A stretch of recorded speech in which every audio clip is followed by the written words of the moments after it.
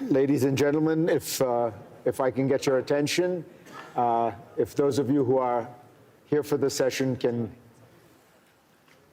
settle down, because we are going to start right away. If I can also just do a few moments of housekeeping with you, which is this session is being recorded for my Sunday program. And so, not that I suspect this would happen, but if any of you have the thought of spontaneously booing or applauding, it would be better if you could save that all to the end of the interview, so that we can have an engaged conversation.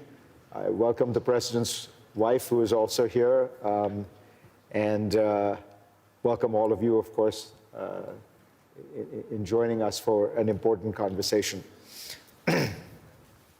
President Herzog, welcome.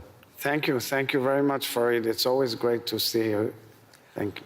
So, since we've last spoken, it does seem as though Israel's strategic position has improved remarkably. Iran has been defanged. President Trump says the nuclear program is obliterated. The Syrian government, which has long been a foe of Israel, has been overturned. Hezbollah is a shadow of itself. And Hamas is, at the very least, neutered in all substantial forms. Israel controls Gaza.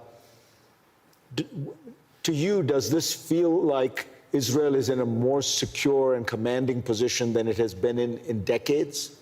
So I would say that, first of all, we are in a better position after fighting a war of various fronts, heroically and bravely, but the dark clouds are still hanging out there. For example, it is clear to us that the Iranians are regrouping, and they haven't stopped for one moment in their plight to spread terror all over the world, as well as move towards their big grand plans of weapons of mass destruction. We know and that Hezbollah is trying to do the same, meaning to regroup, rebuild its force, and is perhaps wants kind of to deceive us that it's not doing so. And we know that the Houthis are out there still conniving and planning terror attacks. We should not sit on our laurels in any way.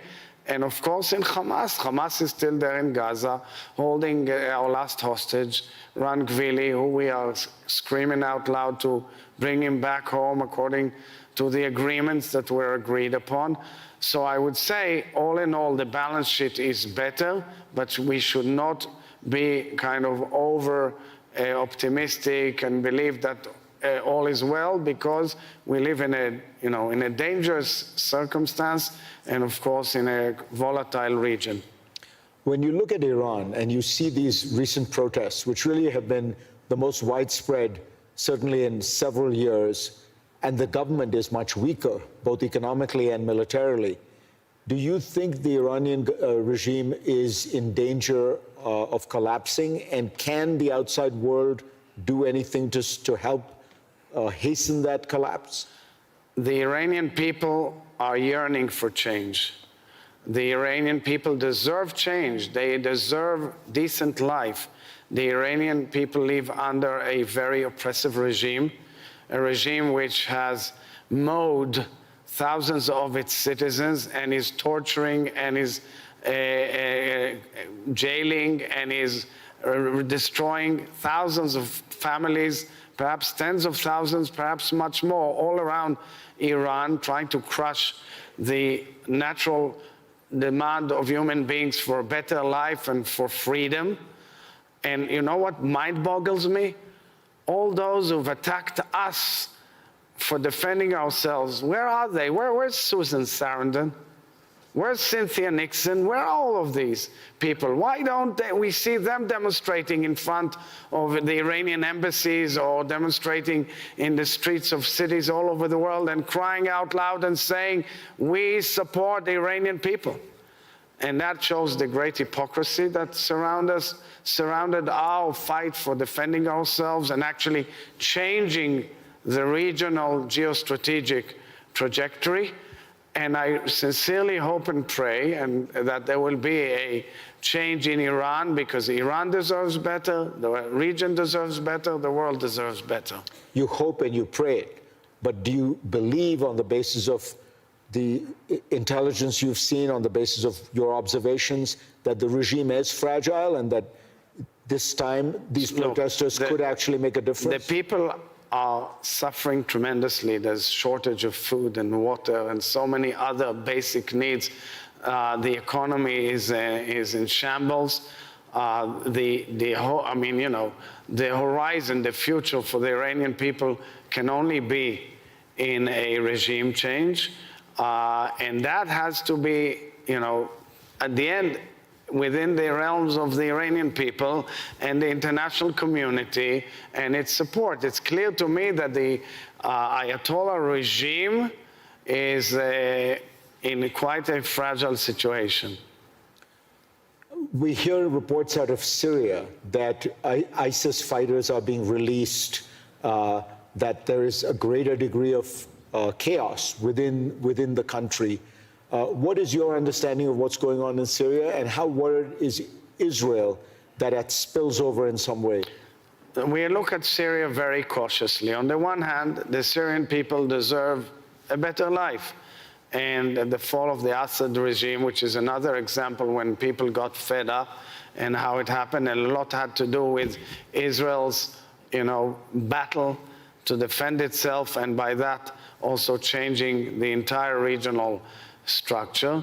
We are watching it very cautiously because we are worried about our allies, the Druze on the south, and we have certain requirements as to their fate. We had received really terrible reports of what happened in Sweden a few months back, including sexual violence against women, including terrible atrocities. Now we got reports about what happened to the Kurds. It is also extremely worrying. We are watching that as well. I think the world has to know that it cannot be done by way of killing your own people and your own nation. But again, I say the overall aim should be a quiet and peaceful life and a peaceful coexistence with Syria. And we wish well to Syria and its leaders so that they can bring a better future for the Syrian people. You believe still that this new Syrian government is worth trusting, worth supporting, and hoping that it will? So we listen to our friends, the Americans, who are very much involved, and other nations in the region who are operating and meeting with President Shara and his team. I know they're trying their best. And I say always, my mom taught me always a sentence from childhood: the proof of the pudding is in the eating. We have to see that it really goes in the right direction, because as Senator Lindsey Graham tweeted this week, there were phenomena that were extremely disturbing, and I think world attention should be focused on that too. Let's talk about Gaza. What we have now is a ceasefire, and the ceasefire has ended a lot of the violence, but Israel is still engaged in almost daily attacks. Israel controls more than 50% of Gaza, and the other part is controlled by Hamas. So the conditions that Prime Minister Netanyahu had set out, the total defeat of Hamas, have not been achieved. Israel is still in Gaza. It feels like a very unbalanced settlement. Do you believe that there are steps forward that are going to result in a resolution of some of these issues? So, that's where it comes in the incredible diplomatic effort of President Trump and his leadership, the carving out of the 20-point plan, which was later disseminated and implemented by a unique historical Security Council resolution, which was adopted 13-0, and which calls for the next phase, meaning getting Hamas out as a military organization, and thereafter going for a major Marshall Plan for Gaza with historic consequences for the entire region. Now, this has to be done, and it's going to be launched as part of the Board of Peace and its operations, that the government of technocrats, which is accepted and agreed, which should take now the civilian management of Gaza.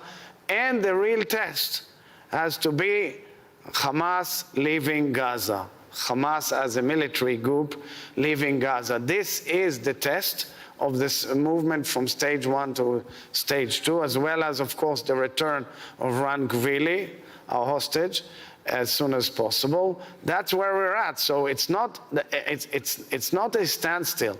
It's a stage-by-stage process whereby we've brought Hamas into a situation where we annihilated most of its leaders on the ground. And now the next phase has to be this international effort, which so far is building in front of our eyes. So we must give it a chance. And what I like about it is that it's thinking out the box. It's something rare. First of all, it brought us back our hostages, which was the most painful process and demand of all of us, and we want to see Gvili back. But most importantly, after that, on that achievement, on that process, it gave hope. In my mind, the people of Gaza, the children of Gaza, deserve good life. They should have good life, just like all of us deserve good life in the region, but it cannot be under the thumb of terrorists. It cannot be under the guns of terrorists. It has to be without terrorism and giving a future to the people of Gaza. But when you look at the situation, is there any indication that Hamas is going to be willing to leave? And if it isn't, the Arab states I talked to said they're not going to go in as a police force and disarm Hamas, fire on Palestinians who might be engaging in acts of what they consider resistance. So there are, huge efforts being discussed. In these very moments, actually, in the halls of this conference, many ideas were discussed by many partners and people who are dealing with it. It seems to be, challenging, but if, as the Americans say, they can do it and they can deliver by leading this huge international effort, which is also coordinated by the CMCC, the special military compound near Kiryat Gat, where many representatives of many nations are working on questions like demining, decommissioning, questions that deal with the future of Gaza, the building Gaza, the program of huge amount of budgets that will go into Gaza and give a true overall of its infrastructure and create Gaza as a haven that we can live with and bring future to the Middle East would be remarkable. We are now in it. It has to be tested. It is clear that no one is willing to go into Gaza and fight except our military and our soldiers, our sons and daughters. And that is made clear that there will be a deadline to how long we can procrastinate in waiting to make sure that the terrorists are out. But in the between, there is a major effort, and that's been discussed by the various parties to the agreement and to the UN Security Council resolution. If the Gaza plan succeeds and there is a reconstruction and there is a technocratic government and Palestinians do begin to be able to live in peace and dignity, isn't the next step that they will ask for political rights? In other words, a path to statehood, and is that appropriate for them? So the Security Council resolution and the 20-point plan have given, the horizon for that effect.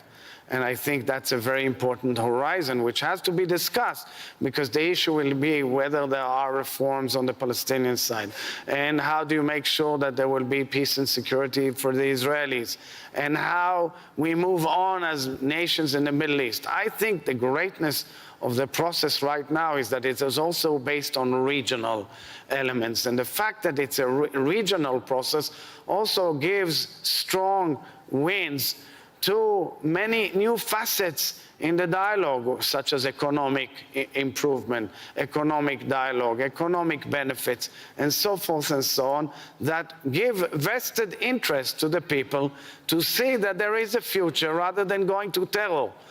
This technocratic government will be tested by its ability to function well and bring forward improvement of life quite quickly in Gaza with the support of the international community and, of course, with the increase of humanitarian aid as much as possible to Gaza. Saudi Arabia has said that it will normalize relations with Israel only if there are serious and irreversible steps toward Palestinian statehood.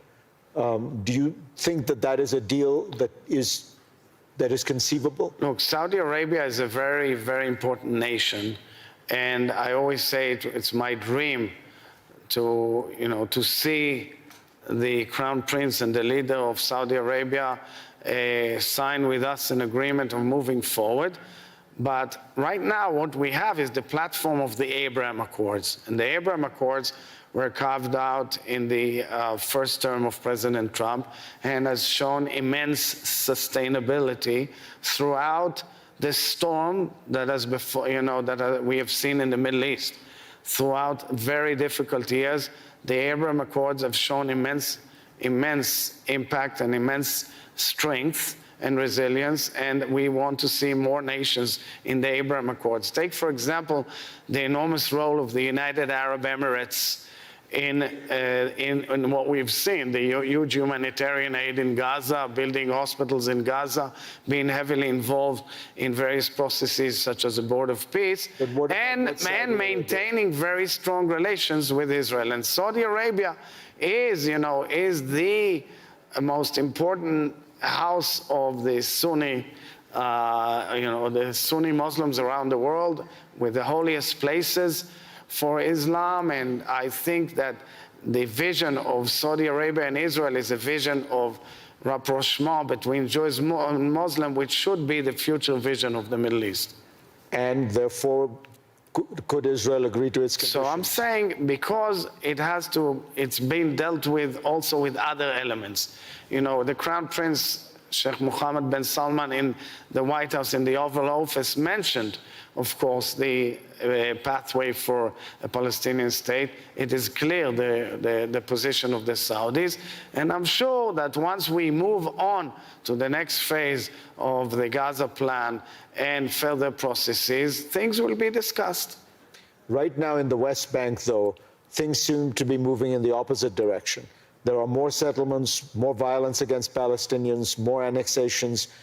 Isn't that making a two-state solution impossible? So I would say that, Israel is going into an election year. And it's going to be a very heated public debate on many, many issues. The issue of the two-state solution, Palestinian state, is an issue that is one of these issues that will be debated. As head of state, which is not involved in the political system, I'm cautious as commenting exactly on the outcome of each of these issues and how they will be discussed and what is the right path. I would say also that I've said it previously also in our previous interview, that following October 7th, there is a lot of rethinking and reanalysis amongst Israelis about what is the best way of living together with our neighbors. I think it's a must that we build a future of coexistence and peace between Israelis and Palestinians. But what will be the political format and the outcome will be discussed also in our elections. Before the October 7th massacres, in the previous period of the kind of internal political debates in Israel, you did weigh in when it seemed to you that Israel's constitutional structure was being threatened by the current government. Do you worry that that issue will come up again, and will you speak out again? So it will be also a major issue in our political arena and, of course, in the elections. The debate is around the boundaries between the three arms of government.